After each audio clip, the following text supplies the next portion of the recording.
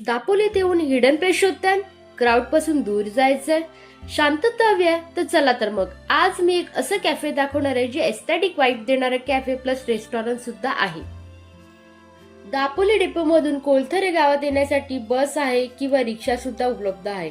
दापोलीतून 30 ते 40 minute travelling करून आपण इथे पोहोचू शकतो.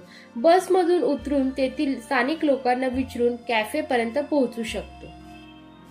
कॅफे हे समोरच्या बाजूला नसून समुद्र किनारी लागून आहे, त्यामुळे त्यांनी दाखवलेल्या एरोप्रमाणे आपण कॅफेमध्ये जाऊ शकतो.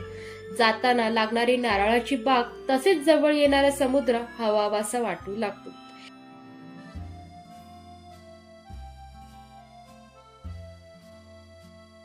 कॅफे सकाळी 8:30 ते रात्री 11 वाजेपर्यंत चालू असते. इथे अनेक सेल्फी पॉइंट व राहण्यासाठी रूम आणि टेंट सुद्धा आहे. एंट्री करताच आपल्याला अनेक टेंट बघायला मिळतात. या टेंट मध्ये राहून इव्हनिंग किंवा नाईटला फॅमिली आणि फ्रेंड सोबत मूवी एन्जॉय करायचा असेल तर प्रोजेक्टर सुद्धा अवेलेबल आहे.